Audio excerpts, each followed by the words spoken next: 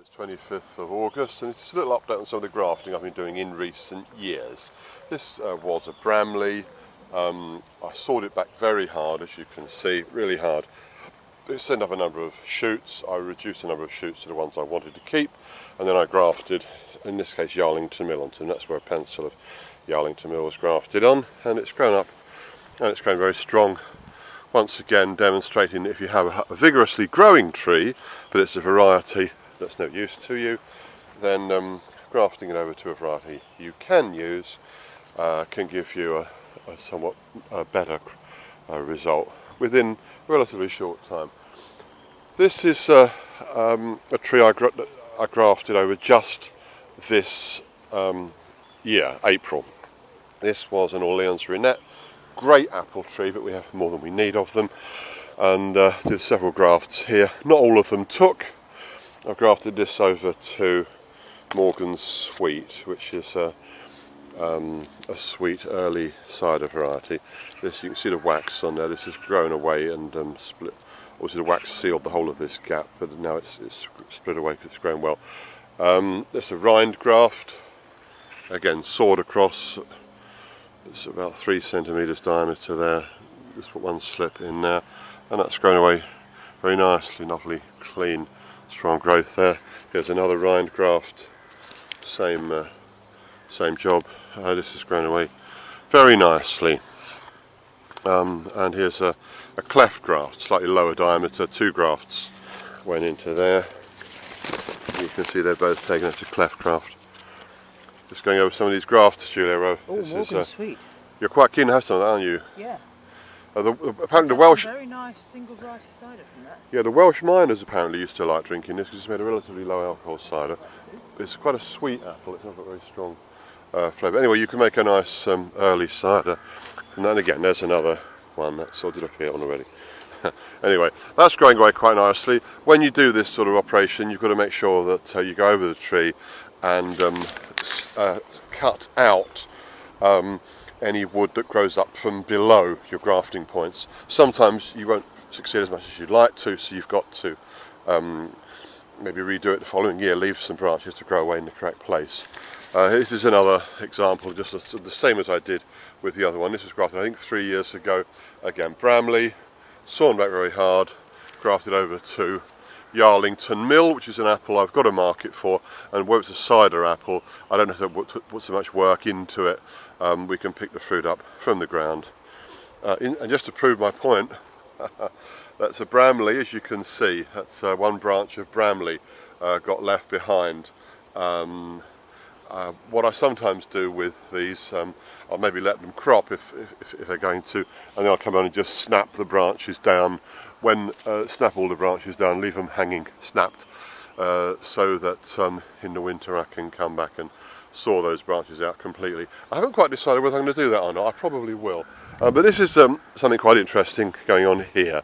And here are some rare Gloucestershire cider apples that I was kindly sent by a friend whose name escapes me at the moment, but I'll try and credit it in the write-up.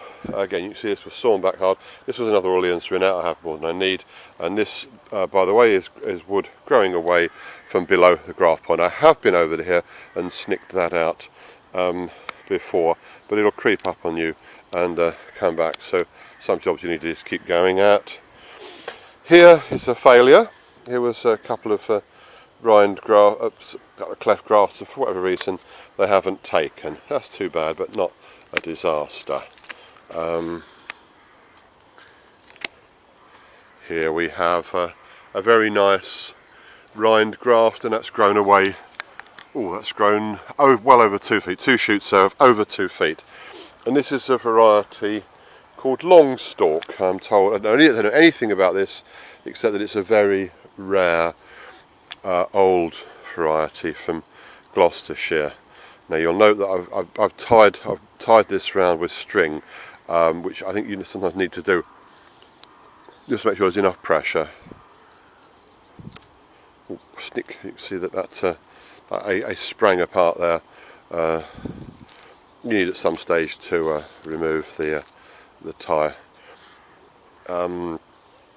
Okay, so let's have a look at the rest of the tree. Here's another double rind graft, and this is, oh, have I lost the, well, that's frustrating. Hang on, no. Oh, I don't know what that is. That's really bad. The label must have fallen off. This, by the way, is something quite different. This here, that's a chip bud, and that's a chip bud that I've done. Now, this is an unknown variety that we found growing in an old garden. I took a small slip from, so I don't know what that is. That's why that's got a blank there. This isn't labelled, which is bad. I don't know what it is. Maybe I'll find out later when it fruits. This is called Bunch, and again, Rind Graft, double cleft. And look at the growth that's made. Tremendous. So again, this is I have decided that I am going to do a signed wood send out this year again. It's a huge amount of effort, but you know, it feeds into the mission of this orchard and help propagating and keeping alive these rare, wonderful old varieties. So if anybody wants the rare Gloucestershire cider apple called Bunch, about which I know nothing, I've got some nice signs of it I'll be able to send out. This one is called Brown French, and again a rind graft and a double cleft, grown away very well. Look at that. That's how much growth you can get sometimes in 1 year from this sort of manoeuvre.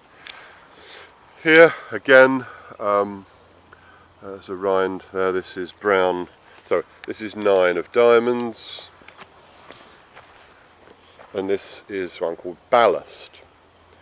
Now that I don't think, yeah, what we've done here, I put a rind graft in there. Obviously it's died. This is not a rind graft. This is a bit of growth coming away from the wood underneath, and so is this. But I think I'm going to leave those two, because if you look at the overall shape of the tree, these are coming in quite a useful direction, and I may graft something else onto them. So as it stands, this particular tree has got, I think, what did I say, 5? 1, 2, 3, 4, 5.